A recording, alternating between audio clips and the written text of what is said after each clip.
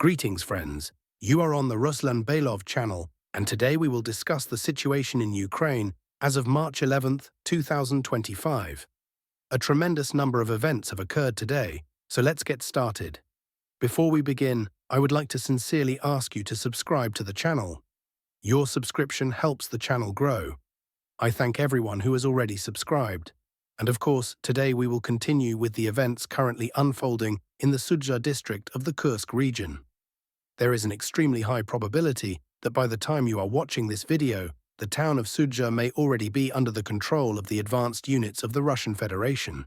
This is because all the events coming from the front lines indicate exactly that. In general, the situation currently unfolding in Sudzha, the Sudzha agglomeration and the surrounding settlements reminds me of the events that possibly took place in 1812. Of course, I did not participate in those events, in the battles between the Russian army and Napoleon's army. But for some reason, it seems to me that the events now unfolding in the Sudzha district are very similar, at least qualitatively, to the events that occurred after the Battle of Borodino, when Napoleon's army began its retreat from the territory of the Russian Empire, and the Russian army was not so much crushing Napoleon's army as playing a game of catch-up, trying to chase them out of the Russian Empire. Now we see a similar picture, so to speak. The Russian side is throwing a huge amount of forces and resources into the Sudzha district to push and push again the Ukrainian units toward the state border and possibly even further. Let's just look at one of the episodes that possibly happened today. At least, the author of this video claims these events occurred today. Pay attention to the sky. Here, 2 helicopters are flying. Behind them, a 3rd helicopter is flying. Then another helicopter approaches. A 4th helicopter, a 5th helicopter. Now let's look further. Here, 2 Su-25s take off from the right. So everything is now flying towards Sudzha. Everything is flying, running, rolling, jumping in this direction with only one goal: to push and finish the battle for these settlements, for this agglomeration, as quickly as possible. Of course, the question arises, why such a rush?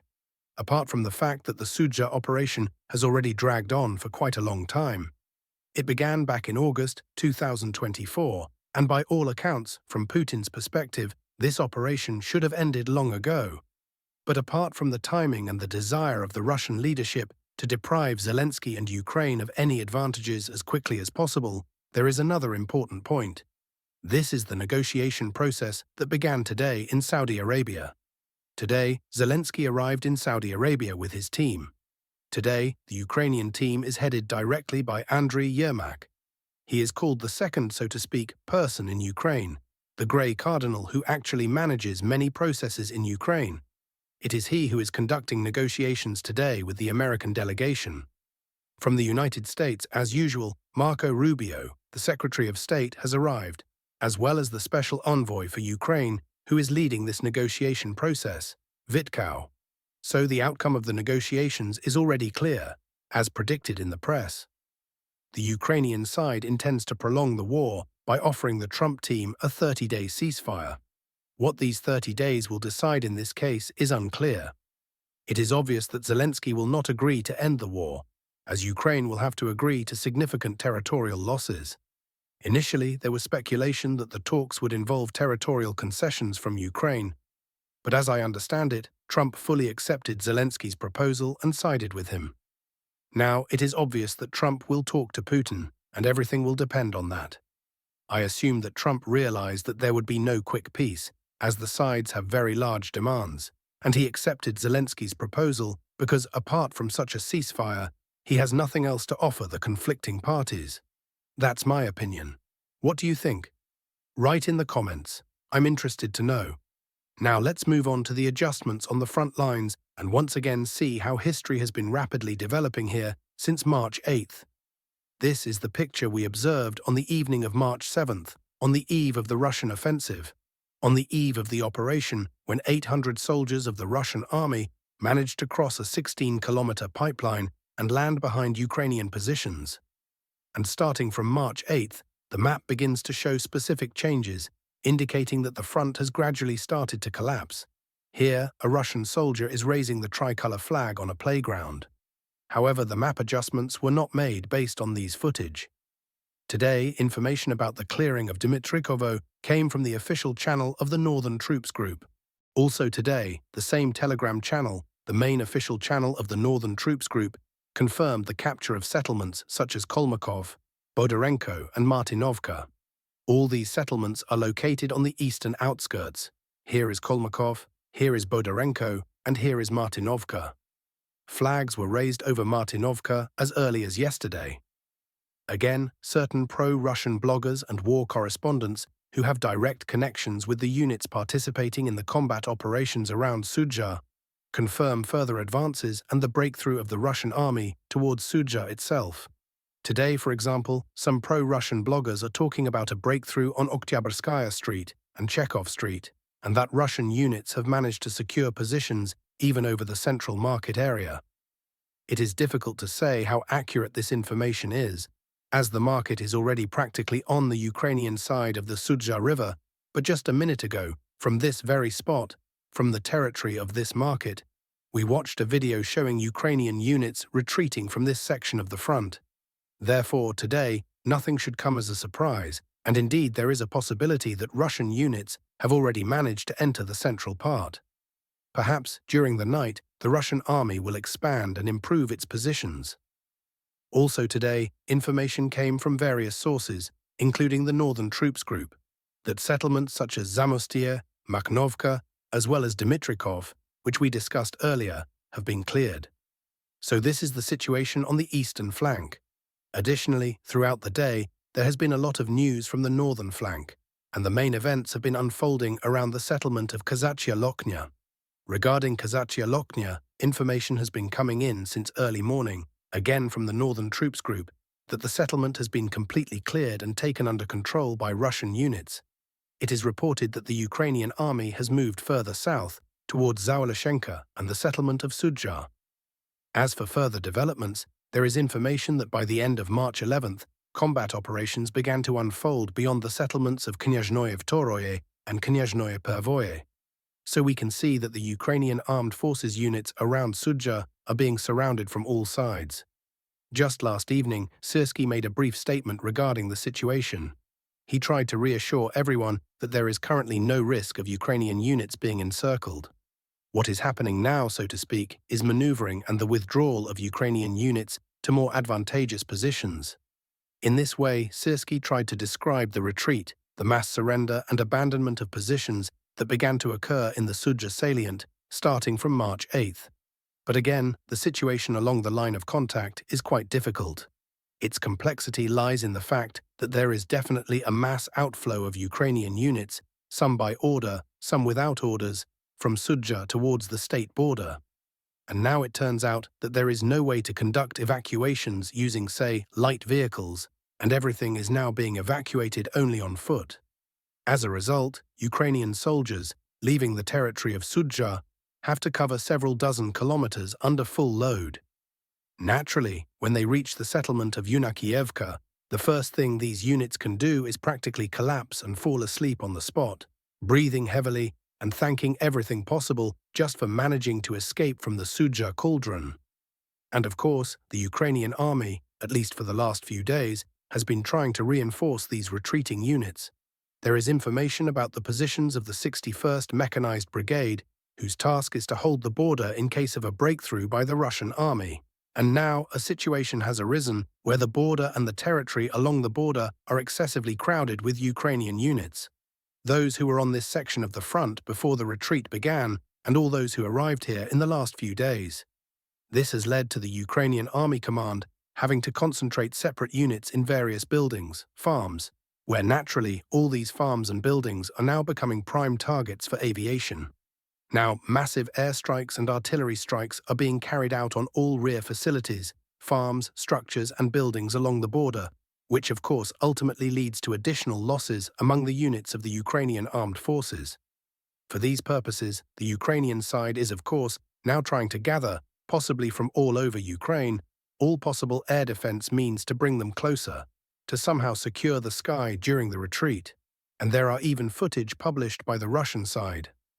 On one section of the front, a Buk-M1 was brought in to create at least some semblance of a safe sky. But this air defense system was immediately detected by the Russian side, and an Iskander strike was carried out on this area, as a result of which, as we can see, the Ukrainian air defense system was destroyed. And of course, now we can see that this is no longer a question. It is not a question of whether Sudzha will fall or not, whether Russian units will regain control over Sudzha or not. The question is only a matter of time, whether it will happen now, possibly before I finish making this video, or during the next night, or within the next few days. This question is clear. But now, more and more people, military experts, and generally those who simply follow the situation, are asking the following logical and inevitable question. Will the Russian army continue to advance toward the settlement of Sumy? It seems that even the Americans have clearly understood that Zelensky has lost his trump card in the Sudzha region. The final decision by the Russian Federation regarding whether to continue the offensive or not will undoubtedly not be based on concessions from Ukraine, nor on messages from Western partners, let alone from the French, British, or of course the United States of America. Today it appears that the fate of further advances towards Sumy, and possibly deeper, will be decided in the Kremlin based on the reports that will soon be laid on Putin's desk by Russian military commissariats. Everyone clearly understands that this is the greatest and most terrifying fear for all Western states and for Ukraine as well. It is not even the potential collapse of the front line, nor the possibility of further advances towards Sumy or possibly Kharkiv. Today there are contingency plans and stabilization strategies for every offensive.